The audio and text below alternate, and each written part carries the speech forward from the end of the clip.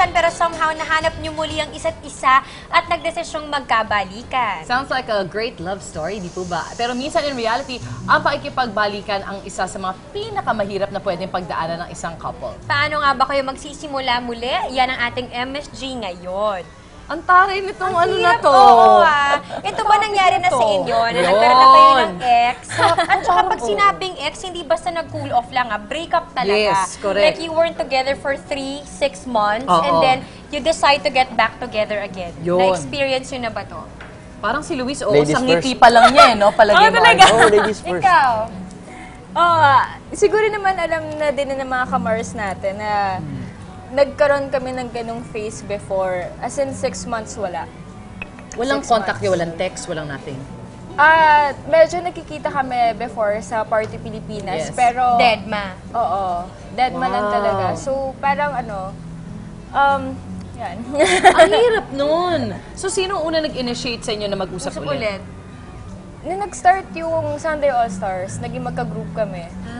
Nung naging magka-group kami, parang yung mga tukso-tuksuhan. Yeah. So parang that time kasi, andun na sa point na parang separate na talaga. Oo. Tapos na siya. Oh, as in tapos na siya. Tapos, andun yung, shucks, bakit ganito? Bakit? May something pa rin. Merong, May kilig parang pa gusto rin. ko mag-meeting palagi.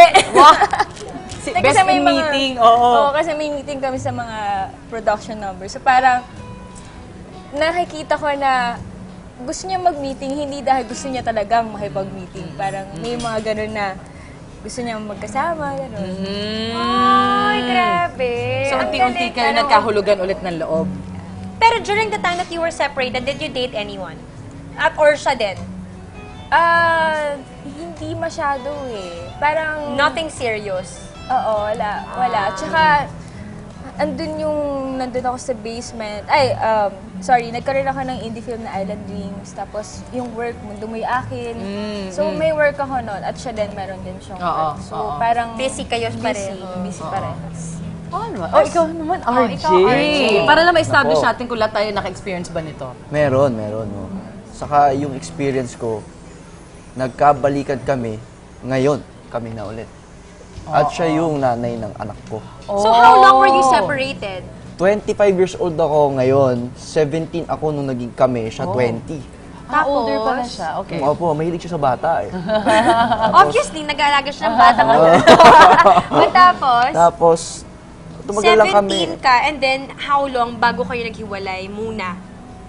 1 month lang kami nun. Tapos? Okay. Tapos, 8 years ang nakalipas na walang contacts or anything. Wala talaga.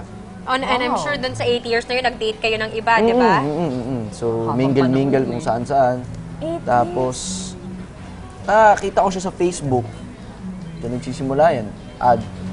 Tapos, nakita ko doon sa profile niya na Single. kakasal na siya. Oh!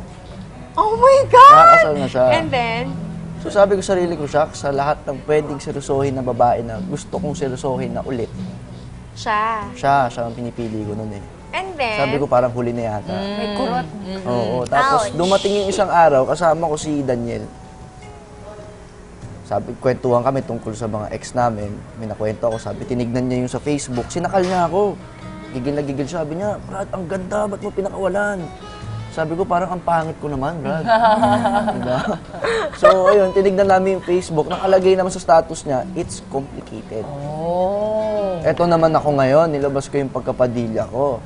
ginamit mo, syempre, it's in the Message ka agad genes. ako eh. Hi.